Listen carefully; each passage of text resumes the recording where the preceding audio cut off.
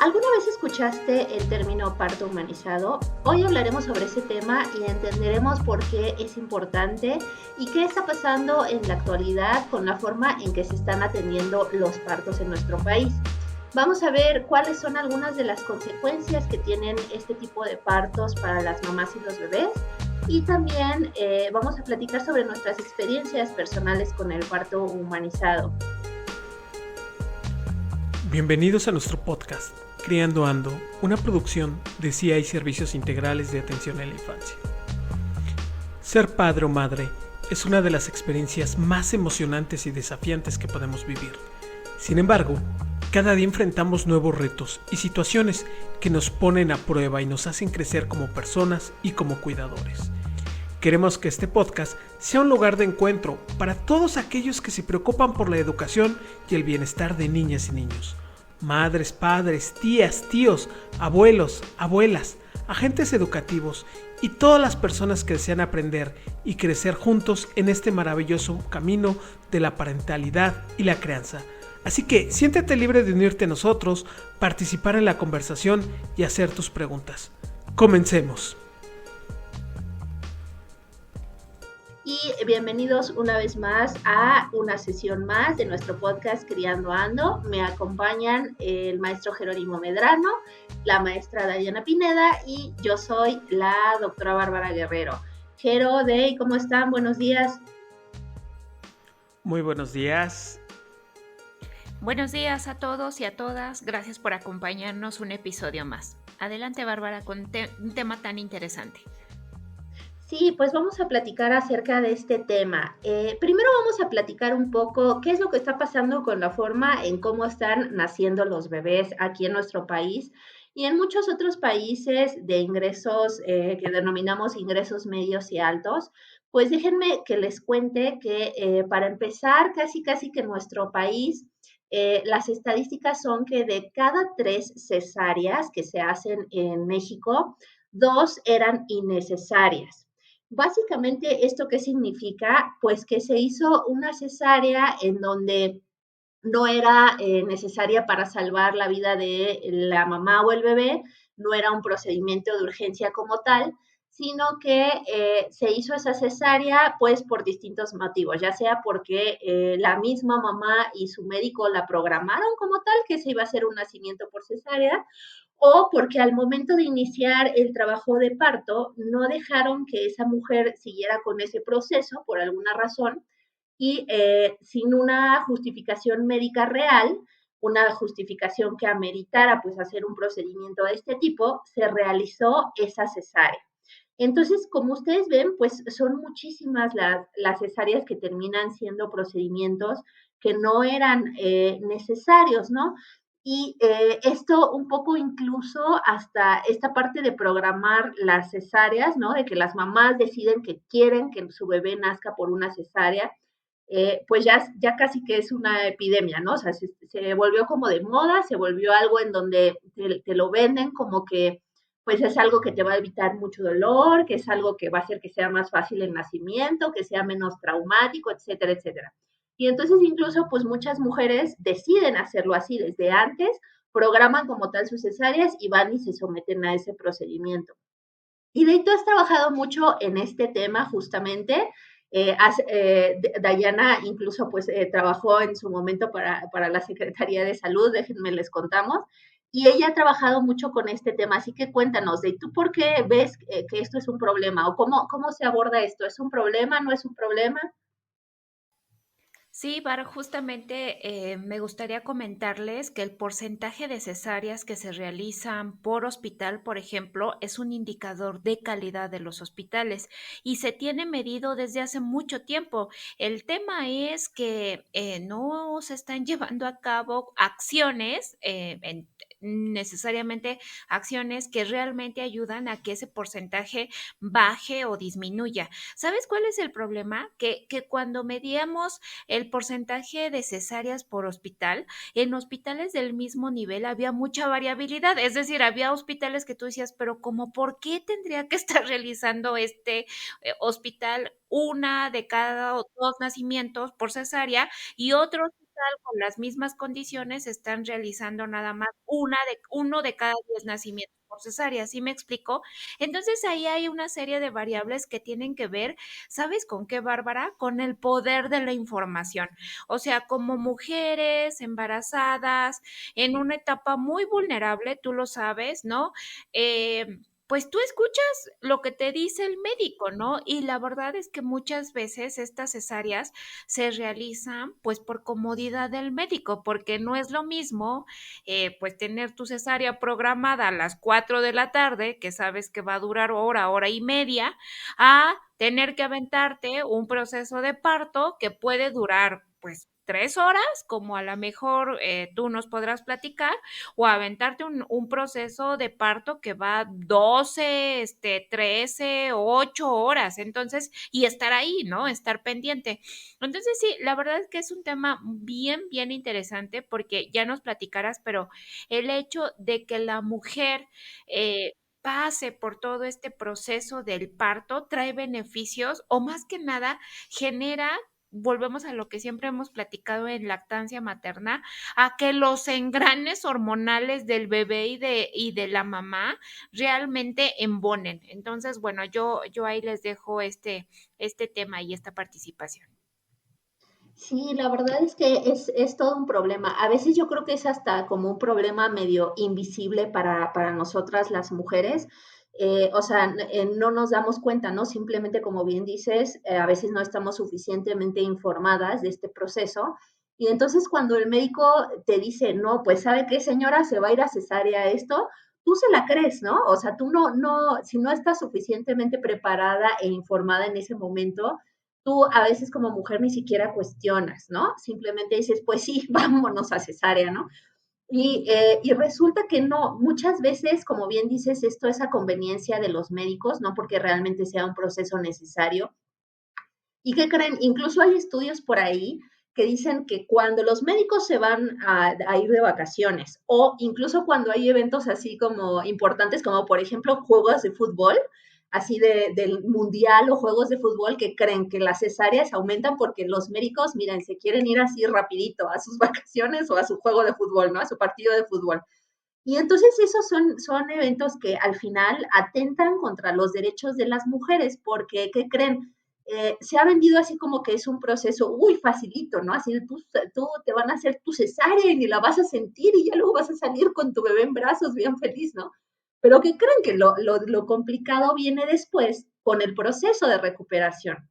Y al final hay que entender que una cesárea no es un procedimiento cualquiera, ¿no? Es una cirugía mayor, o sea, es una cirugía en donde se están abriendo varias capas de músculo, piel, grasa, para llegar hasta el útero y realmente poder sacar al bebé, ¿no? Entonces, luego las recuperaciones, pues son bastante complicadas, incluso yo, así como experiencia personal, conozco a mamás que me han dicho, o sea, es que, bueno, yo tuve una cesárea y, o sea, a pesar de que, bueno, a los meses ya se había cerrado la herida y tal, yo de repente todavía, meses después, años después, seguía sintiendo dolor, ¿no? O sea, como medio dolor ahí de repente cuando hacía algún esfuerzo o cuando hacía ejercicio. O sea, estamos hablando de 2 años después. He conocido mamás que me han dicho que hasta 2 años, 3 años después de nacido su hijo, todavía de repente cuando hacen algún esfuerzo adicional, pueden llegar a sentir dolor, ¿no? Entonces, no se crean que es un proceso así de recuperación facilita, es una cirugía mayor y es una cirugía que deberíamos estar teniendo solamente cuando de verdad es necesaria, ¿no?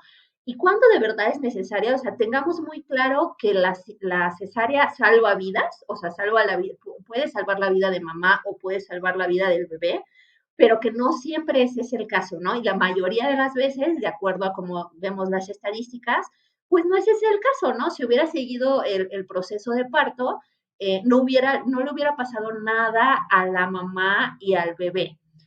Y tú nos decías de, por ejemplo, así de esto, un nacimiento natural, ¿cuáles son los beneficios de un nacimiento natural y cuáles son los prejuicios, digamos, de un parto por cesárea? Tú nos hablabas de hoy, por ejemplo, acerca de estas cuestiones hormonales. Sí, Barb, cuando se da todo el proceso de parto, realmente debemos de verlo como un momento de preparación para la mujer y para ese pequeño que va a salir de la vida intrauterina a esta vida extrauterina. Y la verdad es que hay veces que es muy pesado para ese pequeño, ¿no? Entonces, cuando la mamá ya está preparada hormonalmente, podríamos ahorita hablar de la oxitocina y de un montón de hormonas, pero quisiera que lo viéramos así, que lo viéramos como un momento de preparación para ayudar a ese pequeño a llegar a este mundo de la mejor manera posible. Entonces, hay muchas veces que el proceso de cesárea no da lugar a ese momento de preparación. O sea, hay mujeres que tuvimos, por ejemplo, trabajo de parto, pero por alguna situación nos acabaron haciendo una cesárea, ¿no?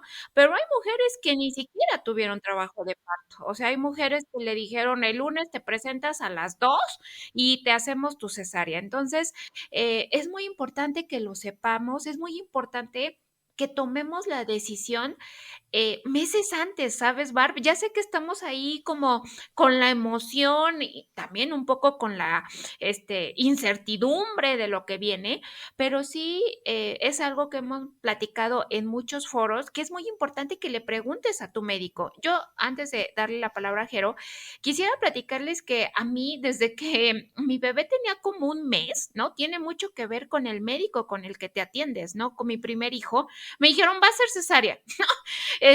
Porque no sé qué, porque no sé cuándo, o sea, tenía un mes mi chiquito, ¿no? Entonces, seguimos con ese médico, todo el tiempo en mi mente estuvo la idea de que iba a ser cesárea y de repente me llegó así como un, ¿qué estoy haciendo, no? O sea, ¿por qué estoy con este médico que además me quiere internar 8 horas antes, quiere que paguemos unas 2 noches de hospital y así? Y me fui con un médico que me dijo, ¿sabes qué? O sea, muy probablemente va a tener que ser cesárea, pero por esto, por esto, por esto y por esto, pero vamos a intentar, o sea, vamos a intentar de que nazca por parto natural. Y así fue, ¿no? Mi hijo el grande fue un niño muy grande, entonces acabó siendo cesárea, pero sí tuve esa oportunidad, ¿no? De elegir y de experimentar, pero tiene que ver con la información, tiene que ver con lo que te dice tu ginecólogo. Y ya tú nos platicarás, ¿no? Cómo te fue a ti. Pero antes dejamos hablar al pobre Jerónimo que está alzando aquí su mano. Ya sé que ustedes no lo ven, pero desde hace rato está diciéndonos, oigan, yo también estoy aquí. Adelante, Jero. Gracias, gracias, Dey. Mira, fíjate que hay algo que me gustaría poner en la mesa, es precisamente el origen de la cesárea, ¿no? Hay registros en la antigüedad, en Roma, en Grecia, en Egipto, donde ya se practicaban las cesáreas, pero los registros lo que nos dicen es que era solo cuando la madre había fallecido o estaba cerca de la muerte y era un intento desesperado de salvar al bebé. Realmente es como surge esta idea de la cesárea. Por ahí también en la mitología existe, bueno, más bien en las leyendas, de que Julio César, justo así nació, ¿no? El emperador romano, su madre ya estaba fallecida, había fallecido, y nace gracias a esta incisión abdominal. Ya es hasta los avances de la Edad Media, conforme fuimos llegando al siglo XIX, que empezó a haber ciertos estudios de anatomía, donde, bueno, ya se empezó a generalizar este tipo de cirugía, ya empezamos a tener avances médicos pertinentes, donde seguía siendo esta la opción, ¿no? Cuando realmente la madre ya estaba en un riesgo total, e incluso las recomendaciones actuales para la cesárea es decisión de la madre por una planificación, no por sugerencia del médico, pero realmente tiene que ver con una posición anormal del bebé al momento del parto, es decir, que venga en posición podal, es decir, que venga con los piecitos de frente, problemas en la placenta, sufrimiento fetal como doble circular del cordón umbilical, un parto prolongado, como puede ser por un niño ahí de buen tamaño, o problemas de salud materna, como puede ser hipertensión, diabetes o incluso ciertas infecciones. Fuera de eso, pues no hay como mucha evidencia que nos diga el por qué se tendría que estar haciendo este tipo de cirugía, porque al final de cuentas es una cirugía que tiene todos los riesgos de una cirugía también adicionales de infecciones, coágulos. Y demás. Sí, es cierto. Fíjate que ha cambiado, no sé, desde esto que nos comentas de cuáles son los orígenes de la cesárea como tal, hasta el momento, pues vemos cómo ha cambiado mucho la idea, ¿no? Acerca de por qué o cómo o cuándo debemos someternos a una cesárea. E incluso yo te diría, Jero, que algunas de las razones que mencionaste, si bien hacen en los hospitales, en México por lo menos, sí están tipificadas o consideradas como posibles razones para hacer una cesárea una cesárea, incluso muchas de ellas siguen siendo innecesarias. Por ejemplo, la vuelta del cordón umbilical no es necesariamente una razón para hacer una cesárea. ¿Por qué? Porque el cordón umbilical es de hecho, tiene como un juego ahí que es como gelatinoso, digamos, o sea, no, incluso aunque tenga así como medio un nudo, no corta la circulación hacia el bebé, ¿no? La oxigenación y la circulación de sangre hacia el bebé no es necesariamente cierto que la va a cortar, ¿no? O sea, tiene ahí como está recubierto como por una gelatina que hace que no necesariamente sea el caso, ¿no? Entonces, de hecho, por ejemplo, esa puede, o sea, podría una mamá, aún así con una vuelta de cordón en el cuello, puede aún intentar un parto natural. Lo mismo para cuando el bebé viene sentado, ¿no? De nalgas. Muchas veces lo que ocurre es que esas, número uno, puedes hacer maniobras para incluso ejercicios. Primero, ejercicios tú en casa, así como mamá, o sea, te puedes poner a hacer ejercicios para hacer que tu bebé se acomode, que son ejercicios en donde tienes que andar ahí elevando la cadera, etcétera, etcétera. Una serie de ejercicios que tú tienes que estar haciendo y dependiendo de cómo está acomodado tu bebé, tú tienes que hacer distintos tipos de ejercicios. Pero de hecho, la primera opción es que en casa te pongas a hacer ejercicios para hacer que tu bebé se acomode. Si no, la segunda opción es que con el ultrasonido, o sea, con ultrasonido en mano, tu médico podría, o sea, médicos que realmente están bien entrenados y actualizados, puede intentar acomodar al bebé, o sea, literal lo rota, ¿no? Usando el ultrasonido. Entonces, eso también debe ser como una opción que debes explorar, ¿no? O sea, primero el acomodarlo tú, luego el intentarlo con tu médico, incluso algunas parteras especializadas, entrenadas, pueden hacerlo. Y estos son todas opciones que debemos explorar antes de llegar siquiera a la idea de la cesárea. ¿Y por qué debemos intentar explorarlas? Pues porque saben que sí tiene como varias consecuencias importantes. De hecho, por ahí antes, pues justamente estábamos investigando para este podcast y les contamos que, bueno, un nacimiento por cesárea tiene varias implicaciones. Para la mamá, esta implica un aumento de la mortalidad para la mamá y también para el niño. Para la mamá, un mayor riesgo de ruptura uterina y de placentación anormal para sus siguientes embarazos, embarazos ectópicos, muerte fetal y parto prematuro en sus siguientes embarazos. Y los bebés nacidos por cesárea, como bien decía Day, tienen pues diferentes exposiciones ahí hormonales, a las bacterias, a los procedimientos incluso médicos que hacen que pues se altere su fisiología, ¿no? Entonces, a corto plazo, esto puede tener un impacto en el desarrollo inmunológico de ese bebé, una mayor probabilidad, por ejemplo, de alergias, de asma, de piel atópica. Y pues ahí, por ejemplo, también se ha visto que los bebés que nacen por cesárea tienen una diversidad microbiana en la microbiota intestinal reducida en comparación con bebés que nacieron por parto. Entonces, fíjense cómo es bastante importante ahí las consecuencias que pueden tener mamás y bebés. Y además también, pues la recuperación, como decíamos, no es una cosa menor, ¿no? Mira, ahí pasa algo bien interesante y le diste algo muy importante. Finalmente aquí nosotros investigamos, buscamos en evidencias, pero es clave el apoyo de un médico especializado que esté bien informado y actualizado, como acabas de señalar, no de que, como en el caso de Dayana, que sea que desde el primer mes apenas tenemos ahí un cigotito y ya le están diciendo que va a ser cesárea, pues como que no está permitiendo a la mujer tener la libertad de elegir el tipo de parto que quiere y cuáles son las situaciones lo que conlleva uno u otro realmente. Incluso rescatar el papel de las parteras, ¿no? Qué importante también es la tradición de las parteras en México, su formación, ya su hiperprofesionalización que han tenido y que ha venido a marcar ahí una nueva era en lo que es la representación. Y hay un tema también súper interesante, muy breve. Tú señalabas los riesgos de la cesárea y otro tema con la cesárea es que no permite ni el contacto inmediato piel con piel ni la presión tardía del cordón umbilical. Y bueno, sabemos que el contacto inmediato piel con piel, digo, podríamos platicar otra situación, pero ayuda al vínculo emocional, a la regulación térmica del bebé, a la estimulación sensorial, a la estabilidad cardiovascular y respiratoria del recién nacido, mientras que la presión tardía del cordón umbilical ayuda a mantener esta transferencia de sangre, aumenta el volumen sanguíneo, hay menor riesgo de anemia en el bebé. Entonces, es una práctica que se pierde cuando tenemos esta forma de cirugía. Entonces, perdemos también el contacto temprano piel a piel y la prensión tardía del cordón umbilical. Sí, quisiera retomar 2 puntos, chicos, todo muy alineado a lo que han estado comentando. Y lo primero tiene que ver, ya lo ha dicho Bárbara en otros temas, esto no lo hacemos para que te sientas culpable si te tocó una cesárea, ¿no? O sea, el objetivo es ir aprendiendo, ¿no? Y a lo mejor, pues si ya no vas a estar embarazada, tú al menos decirle a otra mamá, oye, pues ya investigaste, ya preguntaste,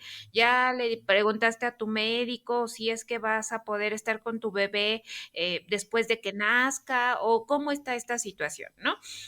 Y la segunda, yo quería platicarles muy brevemente que aunque hay cesáreas, ¿no?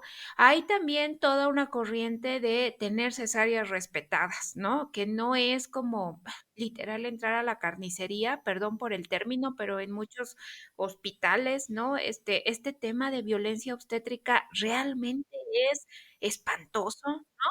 Y tener una cesárea respetada, pues tiene que ver con pues apagar la luz, a lo mejor no poner la música que le gusta al médico, sino pues a lo mejor ayudarte a ti a entender que está por suceder el milagro, ¿no? Un milagro que es que ese bebé llega a este mundo. Entonces, hay muchos médicos que afortunadamente ya la practican, ¿no? Pues en algunos hospitales dejan pasar a un acompañante también si te hacen un proceso de cesárea, por supuesto, con todas las medidas higiénicas que se necesitan y todos los cuidados, ¿no? Y pues te pasan inmediatamente a tu bebé cuando nace, independientemente de que nazca por cesárea, etcétera. Pero sí hay que buscar información y sí hay que aprender a alzar la mano con los médicos, ¿saben? Porque a veces nos cuesta trabajo por muchas situaciones, ¿no? Entonces, yo solamente también dejo estos 2 comentarios y seguimos con Bárbara. Sí, fíjate que eso que dices, Day, es esencial, yo diría, para todas las mamás que están embarazadas y que ojalá llegue este podcast a varias mamás que están como en este proceso y las haga reflexionar, porque ¿sabes qué es lo que sucede? Que necesitamos reempoderarnos acerca de este proceso del parto, ¿no? Eh, lo que pasa, lo que sucede es que justo nos han quitado como el poder muchas veces de decisión acerca de este proceso y se nos olvida que durante siglos las mujeres hemos parido, ¿no? Así sobrevivió la humanidad durante siglos.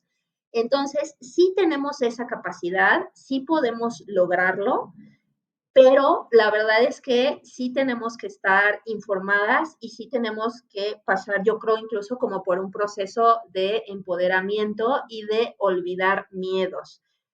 Eh, entonces, pues les cuento que ahorita vamos a pasar justo a platicar un poco más acerca de eso porque es un proceso muy interesante. Y eso es una cosa que sí quería como yo retomar es también esto que dice Dave, ¿no? Que no es que si tuviste una cesárea, porque también muchas veces de repente se ve así, e incluso yo diría que es un poco cruel, pero se ve así como que, pues no fuiste valiente, ¿no? Para tener tu parto, ¿no? O así de, no, o sea, me iba a morir, ¿no? O sea, me iba a morir ahí, pues necesitábamos hacer como la cesárea Entonces, claro que hay cesáreas humanizadas, claro que hay cesáreas otra vez que sí son necesarias y que salvan vidas, pero yo creo que sí es bien, bien importante que diferenciemos entre, como bien dices, esta cesárea de carnicero o esta cesárea previamente programada, casi, casi así desde, ya tengo, o sea, tengo un mes de embarazo y ya me están diciendo, va a ser cesárea y como por qué, o sea, ni siquiera ha crecido suficientemente ese bebé como para saber si existen condiciones médicas que lo ameriten, pero ya nos están induciendo a eso, ¿no? Entonces hay que tener como bien diferenciados esos dos tipos de cesáreas, las que sí son necesarias porque nos van a salvar la vida a nosotras como mujeres o al bebé o a los dos, y aquellas, o incluso porque van a evitar cosas como hipoxia en los bebés, ¿no? Que tiene potencialmente pues efectos muy graves sobre ese bebé. Entonces hay que diferenciar esos dos procesos. Sabes, aquí en este tema resulta súper relevante la parte de cómo se tipifica la violencia. En la encuesta nacional sobre dinámica de relaciones en los hogares del 2016, ya un poquito vieja, ya falta que la actualicen, 45.5% de las mujeres que tuvieron un parto reportaron algún tipo de maltrato o abuso durante su atención obstétrica.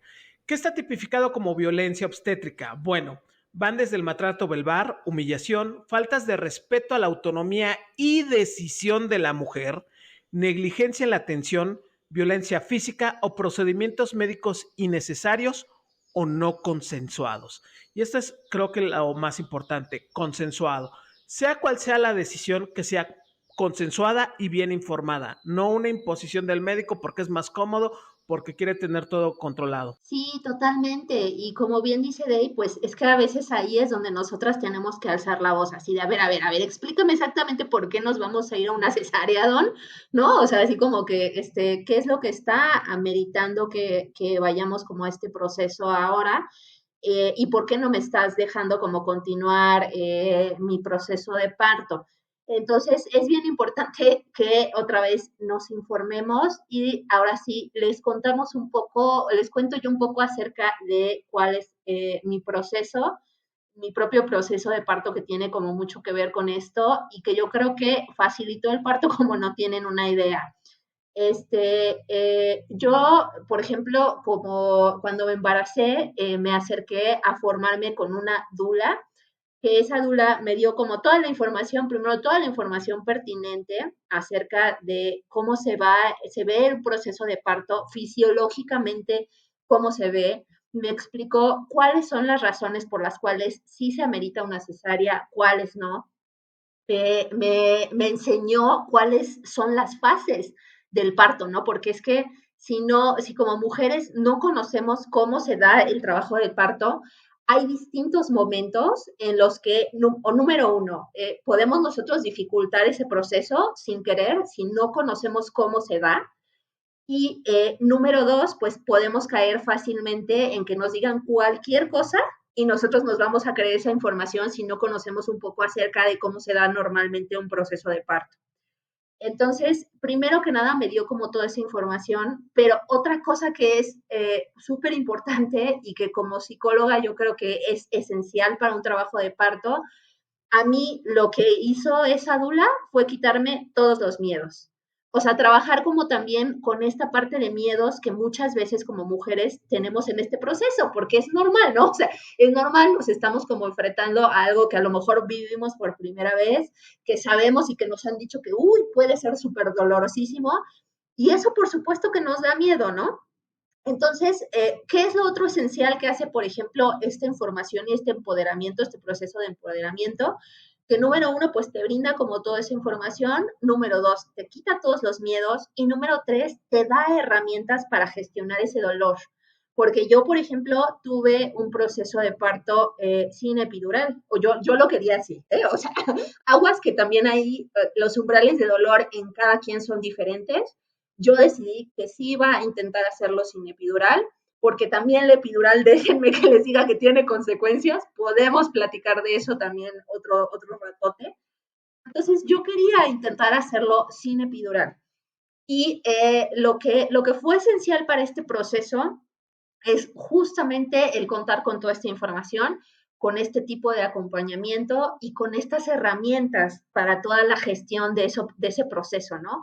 O sea, de saber cómo puedes manejar tu propio dolor, porque eso, créanme que es súper esencial. O sea, de hecho, ella, algo bien esencial que veíamos con esta dula y que yo decía, es que tiene todo el sentido del mundo, incluso para el proceso fisiológico del dolor.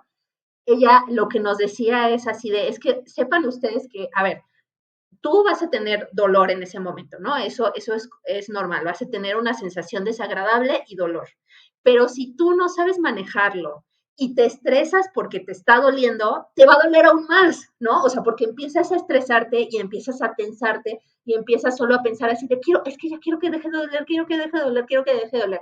Y entonces en ese proceso lo que produce tu cuerpo es cortisol y adrenalina. Y ese cortisol y adrenalina hace que tu proceso de parto sea más lento y duela más. ¿Ok? Entonces, tener esas herramientas es lo que hace que tu parto sea mucho más fácil. Yo digo también, insisto, aquí sí, pues hay una enorme variabilidad entre las mujeres y yo creo que yo también vengo de una cadena de mujeres que por genética son muy buenas y muy rápidas pariendo, sinceramente. Pero yo creo que yo, gracias a estas herramientas, es que tuve un parto tan rápido. Porque les cuento que yo llegué al hospital a las 9 de la mañana y a las 11 mi bebé ya había nacido. Entonces, eso fue un proceso así como muy rápido, digamos, la fase activa de mi parto fue muy rápida, fue sin epidural y exactamente como yo la quería. Y quiero decirles algo, yo la recuerdo como una experiencia maravillosa. O sea, el dolor fue una parte mínima. O sea, de verdad se los digo, no necesita ser un proceso así tan doloroso y tan traumático como nos los han pintado, porque además es que nos lo pintan de una manera súper dramática, ¿no?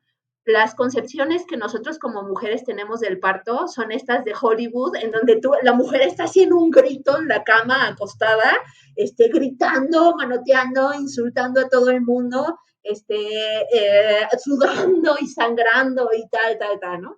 Y esa es la concepción que tenemos acerca del parto. Y déjenme decirles que no necesita ser así. No necesariamente es así. Y que si nos informamos y nos empoderamos y nos formamos un poco en este proceso que vamos a vivir, ustedes pueden tener, todas ustedes, yo de verdad lo creo, que la mayoría de las mujeres pueden tener partos súper exitosos, partos sin demasiadas intervenciones médicas y partos que recuerden así, como una experiencia súper empoderante y súper padre, más que como con esta parte del dolor. Por supuesto que hubo dolor, pero esa no es la parte que yo recuerdo más acerca de mi parto. Sí, yo creo que lo que señalas es muy importante, ni satanizarlo, por así decirlo, ni tampoco pintarlo de rosa, ¿no? Es importante saber que hay un abanico y tener conocimientos de cómo te puede ir en la fiesta, ¿no? O sea, te puede ir muy bien, depende de muchas variables, o puedes tener mucho dolor y a lo mejor no lo recuerdas como color de rosa, pero ojo, o sea, es algo que tú estás decidiendo, ¿no? Que está dependiendo de ti, porque ¿sabes cuál es el tema? Que la protagonista de muchos de los nacimientos no es el bebé ni la mujer, ¿no? Los protagonistas son otros o son otras personas. Rescato eso de todo lo que nos acabas de platicar porque me parece muy importante. Y también otra cosa que mencionaste, sentirte acompañada. O sea, es tu embarazo y muchas veces nos encerramos, pero la verdad es que conocer las experiencias de mujeres que ya parieron, ¿no? Me parece que te va un poco quitando la venda de los ojos de algo desconocido que, como dices, muchas veces nos da miedo o nos genera mucha incertidumbre, ¿no? ¿Cómo me va a ir? ¿Qué voy a sentir? Ahí viene el bebé y cómo le voy a hacer, ¿no? Entonces, hablar con otras mujeres, ¿no? Y saber cuáles son sus experiencias y nuevamente vas a tener experiencias muy buenas y vas a tener experiencias pues que no lo fueron tanto, pero ahí siguen, o sea, esa es la verdad, ahí siguen, ¿no?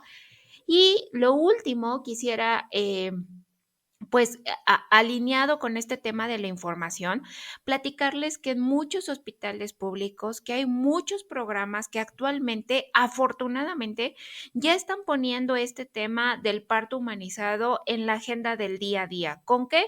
Con clases para las mamás, con clases para las parejas, sea quien sea, ¿no? No necesariamente tiene que ser tu esposo o tu pareja sentimental. Tú tienes el derecho de decidir quién te acompaña y puede ser tu hermana, puede ser tu hermano, puede ser tu mamá, puede ser quien tú decidas, ¿no? Porque con esa persona te sientes bien e insisto, lo que se necesita es que la mujer esté en las mejores condiciones posibles, físicas y mentales, ¿no? Con esta salud mental que bien mencionas.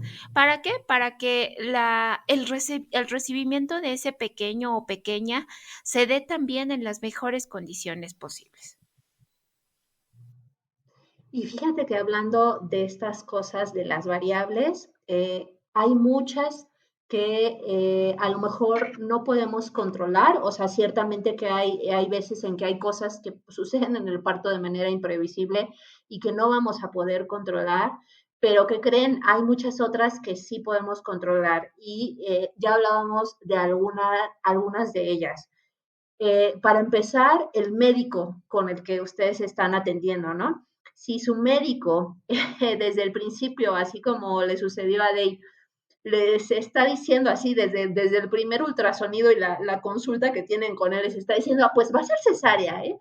Ahí es una bandera roja, ¿no? Porque muchas veces es tan temprano el embarazo que no, o sea, que no hay una forma real de determinar médicamente que sí hay un riesgo, que sí existe un riesgo ahí latente para esa mamá y ese bebé, y que ese riesgo pues implica cesárea, ¿no? Entonces ahí tienen su primera bandera roja y es algo con lo que sí podemos decidir. No se queden solo con la opinión de ese médico, busquen otras opciones para atenderse, busquen cambiarse, ¿no? De médico.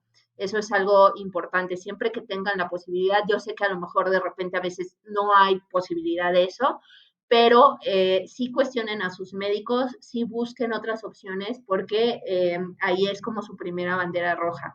Y luego incluso podemos buscar estos hospitales de los que hablaba de ahí, ¿no? Porque esas dos cosas, o sea, tener un médico que no esté pensando inmediatamente en la cesárea, o que sea un médico pro parto, ¿no? Porque hay médicos que son pro parto y hay otros médicos que, como sépanlo, las cesáreas se las pagan más. Obviamente les van a cobrar más por una cesárea, de hecho, o sea, es para él un proceso más cómodo y un proceso que le pagan más, ¿no? En un hospital público se lo pagan más y en la práctica privada pues la cobran más porque es una cirugía que requiere materiales, que requiere pues un salario, etcétera, ¿no? Entonces, esos procesos son mejor pagados para los médicos. Entonces, pues ahí tienen ese asunto, ¿no? Primero escojan un médico pro parto y luego, si pueden, otra vez insisto, busquen este tipo de hospitales de los que nos platicaba Dey, ¿no? Hospitales que ya están más atentos a este tema y que están buscando intencionalmente disminuir su práctica de cesáreas, ¿no? Que tienen pues ahí una serie de lineamientos, hospitales amigos del niño y de la niña, por ejemplo, los hospitales que están buscando este parto humanizado, que están buscando disminuir la tasa de cesárea que tienen, pues muchas veces tienen esta certificación de hospitales amigos del niño y de la niña. Búsquenlos también, tengan esa información. Y si ustedes tienen de entrada estos primeros dos elementos, pues les aseguro que va a ser mucho más probable que tengan un parto en lugar de una cesárea. Y pues el último consejo que les queremos dejar por ahí al costo, si ustedes están interesadas en intentar un parto, que insisto, puede ser una experiencia súper bonita y maravillosa, no se dejen engañar. Pues entonces busquen también esta formación de ustedes, ¿no? O sea, de ustedes como mamá, busquen informarse acerca del proceso, busquen formarse acerca de qué elementos pueden tener ustedes para manejar el dolor, para facilitar el parto, conozcan acerca del propio proceso del parto y les auguro que pueden tener una gran experiencia. Muchísimas gracias, Bárbara. La verdad es que es muy interesante la reflexión y quedarnos con esta idea de no informarnos bien, respetar la decisión, considerando todo, ¿no? Las ventajas, las desventajas, cada uno de los elementos y las experiencias que se tienen, no solamente quedarse con una opinión, con una idea. Sí, ciertamente. Entonces, pues nosotros con estas últimas reflexiones nos despedimos. Esperamos que este capítulo les haya gustado mucho y pues los dejamos ahí hasta la próxima edición de Criando Ando. Muchísimas gracias. Excelente miércoles.